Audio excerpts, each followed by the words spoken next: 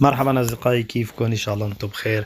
أصدقائي، رجعنا لكم من جديد، واليوم حبينا نعمل شوكولا دبي على طريقتي. شايفين هدول كل المكونات قدامكم: شوكولا، ميلك، وطبعا هلا في عنا هون غاز شغلنا، بدنا نحط عليها كنافة. هذا هو الكنافة، بنحمصها شوي بس مشان هيك لونها شوي تغير على اللون أحمر هيك، بس هيك تحمص شوي. أصدقائي شايفين؟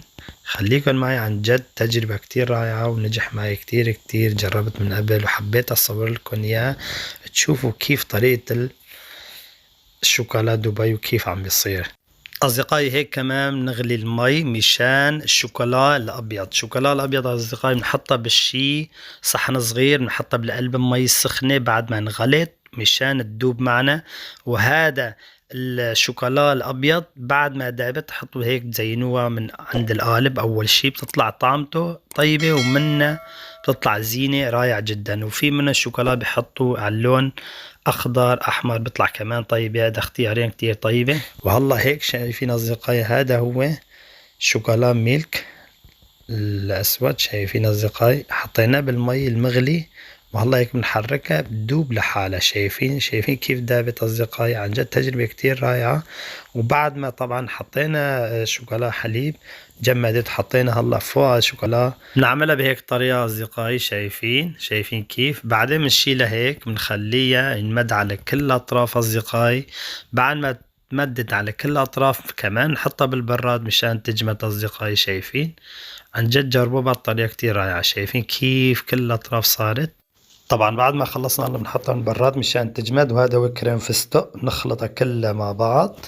خلينا نورجيكم، هذا هو الطحينة. شايفين أصدقائي؟ طحينة بنحطها إضافي أصدقائي. وهذا العلبة أصدقائي اشتريتها بنحطها 250 جرام بيجي وزنها. جبنا من ماركة الليدل بألمانيا، اسمه ماركة الليدل. شايفين أصدقائي؟ بنحط العلبة كلها مشان يطلع طعمته طيبة كتير كتير. ونحطها شوي إضافي أصدقائي، شوي طحينة، لأن الطحينة بيعطي طعمة رائع جدا جدا. بدكم ما تحطوه بدكم تحطوه، أنا بفضل أن تحطوه لأنه بيطلع طعمة طيبة كتير كتير مع إكسترا طحينة، مع إضافة طحينة. عن جد طيبة كتير كتير. جربوها ما بتندموا على الشي. وأصدقائي شايفين بعد ما طلعنا من براد بنمدها هيك الكنافة. شايفين؟ نحطها هيك شوي شوي وبعد بنمدها على كل الأطراف. شايفين أصدقائي؟ عن جد رائع جدا جدا. جربوها ما راح تندموا. أحسن ما واحد ما يشتري، أعملها عايزكم. عن جد طيبة كتير كتير. شايفين أصدقائي؟ هيك بنمدها على كل الأطراف. وطبعا أصدقائي كل ما سمكتوها الحشوة من جوا بتطلع طعمة طيبة كتير كتير.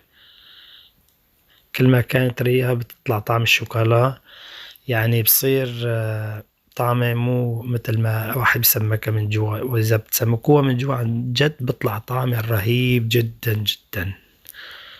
شايفين؟ هيك مديناه هيك، بعدين هيك بنمد على كل الأطراف. بنرجع بنحطها بالبراد أصدقائي مشان تجمد. شايفين؟ هاي طالعنا من البراد. شايفين أصدقائي؟ هيك شوي شوي.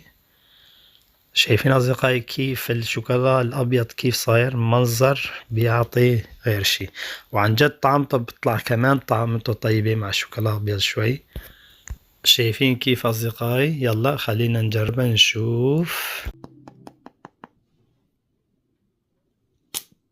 شايفين كيف أصدقائي؟ عن جد أنا عجبني كتير كتير، حتى الحشوة من جوا شايفين كيف، وحتى الصوت طبعا شايفين كيف صار. طلع الصوت عن جد إنه على طريقة الصوت أصدقائي بتحسوا إنه نجحان 100%. والحشوة من جوا، الحشوة لازم يكون هالطريقة. شايفين أصدقائي؟ لازم يكون سميكة. كل ما كان سميكة كان بتطلع طيب. بسم الله الرحمن الرحيم. أوف، شي رائع ما شاء الله. طعم ولا ألذ من هيك. شي رائع 100%.